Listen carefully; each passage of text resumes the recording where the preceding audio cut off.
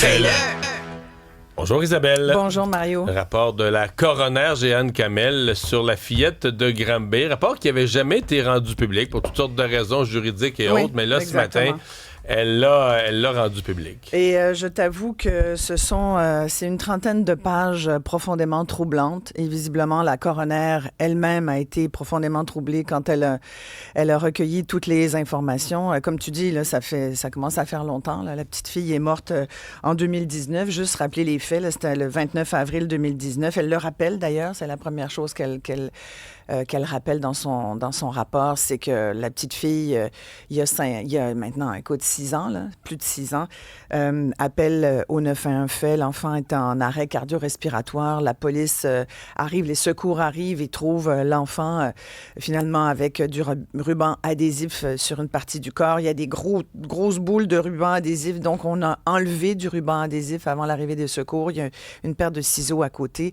Clairement, et il est dans les heures qui ont suivi, les parents, la belle-mère et le père ont été accusés. Finalement trouvés coupables aussi. La belle-mère est toujours en prison. Le père a été libéré dans une maison de transition, d'après ce que je comprends. Là. C'est une histoire profondément troublante et c'est épouvantable, ce rapport. Tu vois, ce qu'on dit là, ce matin, c'est que finalement, c'est vrai qu'il y a une phrase dans son rapport où elle dit « Personne n'était vraiment de mauvaise foi. » Sauf que tout le monde a travaillé tout croche, Mario. Tu lis ça, là, puis tu te dis, voyons, y a-tu des limites au Québec à tout le temps dormir au gaz? Là, ce sont des enfants, là. On parle d'une petite fille de 7 ans.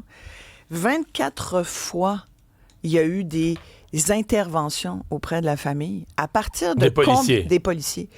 À partir de combien d'interventions, tu te dis, il y a un problème avec cette famille-là. Ça se peut qu'il y ait un enfant en danger. Moi, je dis... Et d'ailleurs, mais la c'est coroner, tout le monde, là. C'est la police, l'école, on a beaucoup la parlé DPJ. de la DPJ depuis les dernières années, puis c'est clair que la DPJ, il y a comme... Tu sais, après, on peut dire, la coroner semble dire, la DPJ en a plein les bras, elle sait plus quoi faire. C'est vrai qu'aujourd'hui, dès qu'il y a un problème dans une famille, des fois, il y a des gens même qui sont signalés alors qu'ils devraient peut-être pas l'être, mais visiblement, je vois plus de cas où c'en est un, celui-là. Là, elle est morte à 7 ans, mais ça faisait des années qu'elle était séquestrée, affamée. Un enfant qui se sauve la nuit nu pour aller demander de l'aide chez le voisin. Pour fouiller dans les poubelles. Qui mange, qui fouille dans les poubelles, qui vole des lunchs à l'école, qui va voir... elle a demandé de l'aide. Écoute, elle a été allumée, la petite, là. D'ailleurs, et l'école qui conclut, c'est une voleuse. Qui conclut pas... Mais c'est pas normal, elle a pas de lunch. Elle arrive à l'école, pas de nourriture. L'école conclut pas que l'anomalie, c'est... Elle arrive à l'école, elle n'a rien à manger. L'école conclut, c'est une voleuse. Parce qu'elle vole le lunch des autres. Je comprends pas. Et là, les parents disent « Ah oui, mais elle a des problèmes de comportement. » Tu sais, c'est... À force de... La coroner conclut que tout le monde travaille dans sa petite case, là, puis l'école met les enfants dans des cases aussi. On évite à mettre des étiquettes aussi sur des enfants. Là, clairement, il y a eu un laxisme incroyable. C'est un constat d'échec. Ça confirme que tout le système a tué cet enfant-là. Parce que la coroner le dit, c'est un homicide.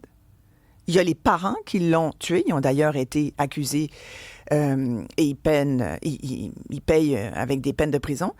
Mais toute la société est responsable. Il n'y a personne aujourd'hui là, qui peut se dire « Hey, moi, ça ne me touche pas cette affaire-là. » Non, tout le monde doit se regarder le nombril. Puis elle le dit d'ailleurs. Là. À la lumière de ça, comment on les protège, nos enfants? Ben, elle le dit, il n'y a pas de mode d'emploi pour être un bon parent. Là. Mais si tu n'es pas sûr que tu vas être un bon parent, tu ne devrais pas avoir d'enfant. Oui. Mais tu sais que dans son cas, la petite fille était avec sa grand-mère, puis ça allait très bien. Pendant les 3 premières années de sa vie. Ils l'ont enlevé de la grand-mère pour la ramener dans cette maison-là. Mais encore là, c'est un juge qui a dit c'est important de garder le lien. Éventuellement, le père a eu la garde totale, pleine et entière sur sa fille. Avec la belle-mère. avec sa nouvelle relation qui était supposément très positive dans la vie du parent. Sincèrement, on s'entorche là, que ça a un impact positif dans ta vie, ta nouvelle conjointe. Quel impact sur la vie de ton enfant? Ça fait 3 ans qu'elle vit bien avec sa grand-mère. L'enfant est heureuse. Du moment où elle habite avec son père et sa belle-mère, je veux dire, on l'a beaucoup dit que c'était Aurore, l'enfant martyr, là. Mais il y en a combien d'autres enfants qui sont dans des familles dysfonctionnelles comme ça? Moi, au vu et au su de tous les féminicides, infanticides qu'on a au Québec, je m'inquiète sérieusement pour nos enfants. C'est compliqué, on le met de côté. Écoute, il y a eu tellement de... Même les médecins, même les pédopsychiatres, les CIUS, les CIST, elle l'a dit là-dedans, à force d'avoir aussi comme centralisé certains services à certains endroits, de la manière dont on le fait, on l'a comme échappé. On a échappé cet enfant-là.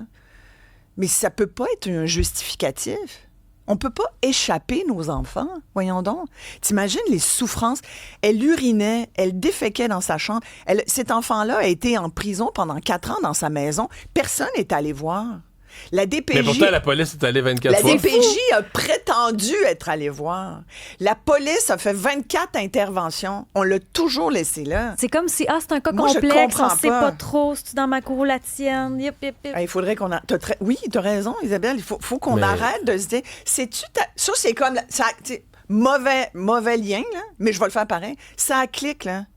Bien, ça, c'est-tu ton ministère? C'est mon ministère? Ben, moi, je pense que c'est ton ministère. Ah, OK, ça doit être mon ministère. Ben, attends, mais tu checké avec ton fonctionnaire? Ben, c'est-tu mon fonctionnaire ou c'est ton fonctionnaire? Ben, je sais pas, on va y penser. Toi, c'est-tu ton enfant? C'est ta juridiction? C'est-tu ta DPJ? Voyons! Calvaire! Mais si l'école appelle la DPJ, ce qui aurait dû être le cas, pour dire, là, nous, on a un enfant, elle n'a pas à manger. Il y a eu des... Ben, techniquement, la DPJ serait censée refaire le tour du dossier. Il y a eu beaucoup de signalements. Il y a eu beaucoup de signalements. Mario, il y en a eu vraiment beaucoup, là. À chaque fois, on allait voir et on considérait que c'était non fondé. Moi, je sais pas comment ça se fait. Mais ce que ça veut dire, c'est que... Je comprends pas. Non, il mais ce que ça veut dire, bouts, c'est que les parents sont des bons manipulateurs. Parce que souvent, on oublie ça. Là. Les autorités vont arriver, puis les gens vont réussir à les endormir dans un propos. C'est une exception, c'est arrivé. T'as des gens qui sont beaux parleurs. Là. Tout le monde est d'accord pour dire que cet enfant-là, qui avait 7 ans, mais qui avait l'air d'en avoir 4, tu sais, t'as un enfant rachitique. Il paraît que quand ils sont arrivés, les secours, elle était en arrêt cardio-respiratoire. Ils ont été frappés par sa maigreur. Toi, tu es à l'école. Je comprends qu'on ne veut pas faire de body shaming aujourd'hui, mais une enfant de 7 ans qui a de l'air d'une enfant de 4 ans, tu poses des questions. Il y a des profs qui ont dit... 1 + 1 = 2, exact, elle mange pas. Il y a des enseignants qui ont dit, nous recommandons qu'elle ait autre chose que de la salade, parce que visiblement, elle a faim. Elle ne mange pas à sa faim. Il y a eu des envois d'envoyer aux parents. Je veux dire, tout le monde... Ça, c'est un autre cas, là. Il y a des cas où personne ne sait. Dans ce cas-ci, tout le monde savait. Tout le monde savait. Et n'a rien fait. Sur le texto, Guylaine a dit c'est dégueulasse, mais encore une maudite fois, personne d'imputable dans la société, ça va continuer. Elle a raison, Guylaine, c'est malheureux. Ben là, il y a eu les parents. Les parents ont payé. Mais tous les autres, je veux dire, ça prend... Tu sais, on dit tout le temps, là, puis c'est une espèce de phrase maintenant qui veut plus rien dire, la preuve. Ah, ça prend un village pour élever un enfant. Il était où, le maudit village, là? Tu sais, moi, j'ai souvent pensé à la personne qui est allée à 1h du matin, là. La personne qui voit l'enfant arriver nu dans la rue puis qui va le reporter dans sa famille. On l'a vu souvent, ça, dans d'autres situations. Mais là, le voisin, moi, je me suis souvent dit, mon Dieu, je serais mal être ce voisin-là. Ouais, est-ce que tu as fait la bonne chose? C'est ça, là. Des fois, mais ça nous arrive tous, des fois. Puis là, tu te dis, moi, je me souviens d'avoir vu une enfant tiraillée sur la rue par ce qui avait l'air d'être son père ou en tout cas un adulte. Là, je me dis, coudonc, es-tu en train de se faire kidnapper par... Tu sais, tu peux commencer aussi à te dire, à virer fou, puis à voir partout des gens, des agresseurs, puis Fait que là, tu te dis, attends, est-ce que j'appelle le 911? Je fais-tu un signalement? Mais il faut qu'on soit comme plus alerte, comme ça. Puis ça commence par nos propres enfants, puis ça commence par nous-mêmes comme adultes.